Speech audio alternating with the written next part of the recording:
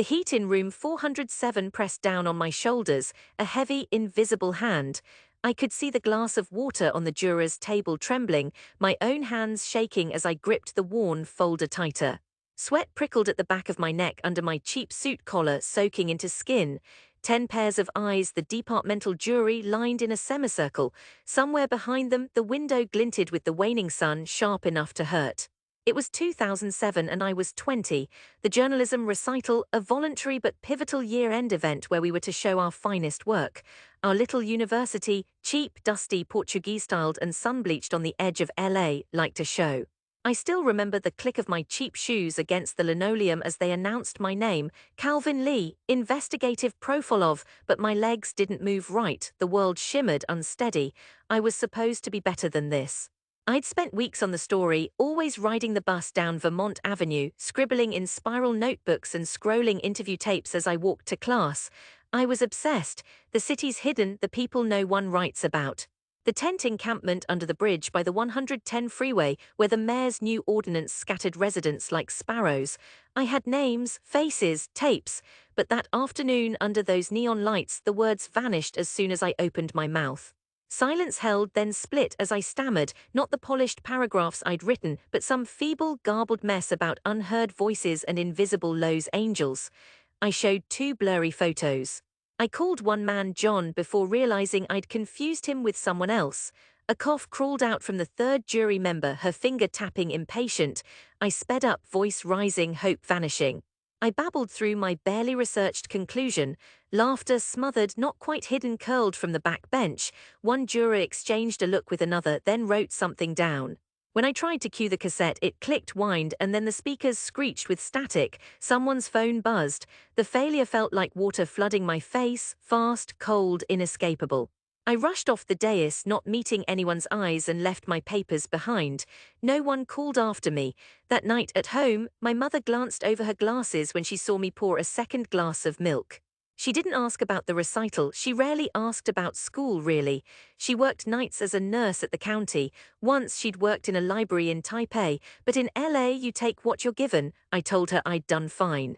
She didn't believe me. I could see it when she set down her bowl, patting my arm. She never said journalist the way my uncle did at Thanksgiving, turning it around in his mouth, mocking. Oh, Calvin, the reporter. Maybe you'll be on TV, huh? Laughter from the family table, my cousins, my aunts, the quiet nods of agreement. A ridiculous thing to want, to chase the stories of strangers. Real work pays, my uncle said. His sons all studied engineering. What good was chasing words? By Christmas, after my public mess, my aunt stopped asking about my articles. She asked if I'd thought about night classes in computers. My cousin Jenny sent me a job opening for an office temp. With each well-meaning suggestion, I felt myself shrinking. I remembered my father's call from Taiwan, his patient, tired voice, "Be wise, Cal. Don't waste your time on impossible dreams." But at night, when I rode the bus through Koreatown, passing the same faces lit orange in the uneven light, I knew that something was waiting for me in this city. I couldn't explain what, not even to myself. Shame and courage warred inside me, and for a few months shame won, yet the urge, call it stupidity, stubbornness, or faith, kept breathing just below my guilt. I started working at a copy store just off Wilshire. I wrote at night, view of the city's red tail lights washing through my bedroom. There were times I hated myself for it. Times when old classmates would post internships at the LA Times while I delivered printing jobs to law offices. But I couldn't stop. I walked neighborhoods other people hurried through. I sat with the old man who sold fruit near the bus stop. I carried a little silver recorder in my bag. I listened, mostly, and waited. It was 2 years before anyone published anything with my name. An online mag nobody read picked up a piece on healthcare fraud at the county hospital, and I got paid $80. My mother framed the check, silent pride under her stare. My uncle, when he heard, laughed until he coughed. I started freelancing. At first I got nothing but rejections or acceptance, followed by no room in this issue, try again next time. For each tiny win there were 20 silences. My family called less, assuming the shame had made me retreat. Through the lean years, shame turned to resilience. There's a bottom to public failure, and past it, things can almost get easier. Once I realized I could survive ridicule, knew exactly the taste of it in my mouth, I started to care less about what the jury thought. The city became my audience instead, listening in alleys and schoolyards in strange, wondrous place. I saw the things the 405 commuters never would. By my late 20s, I'd begun to carve out a small name for myself.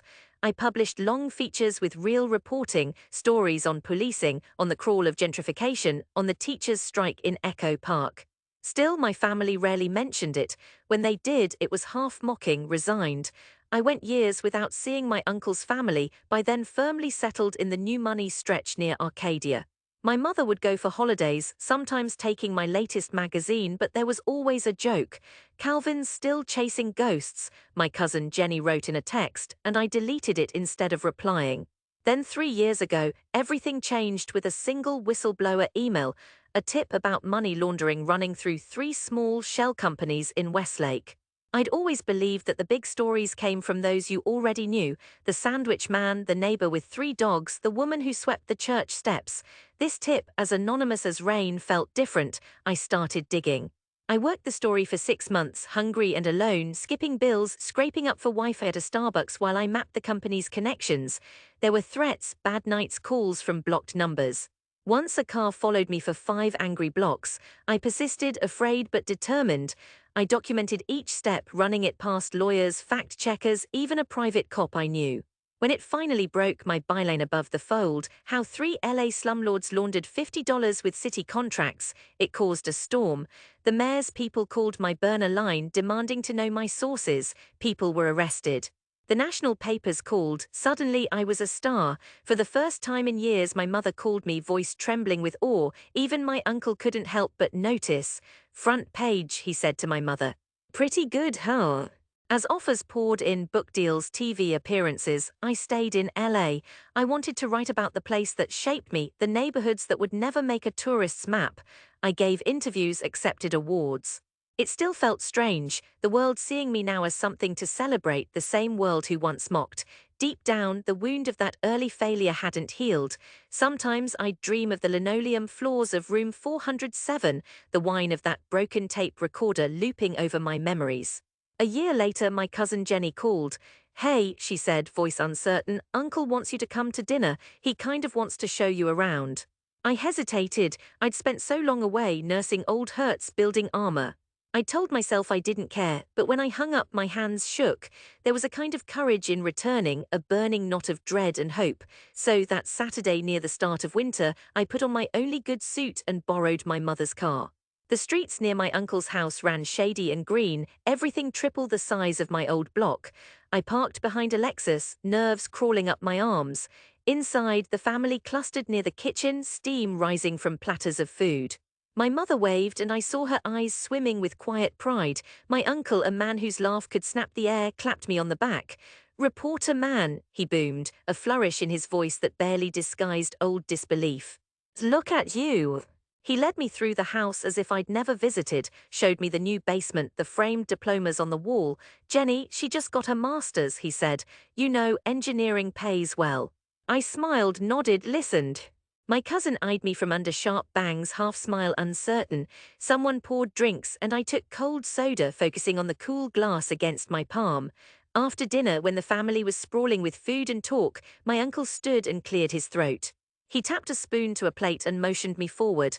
"Now, Calvin, my nephew, maybe you all hear he made paper, big papers, talking about some government thing. Me, I don't get half of it, but he's famous.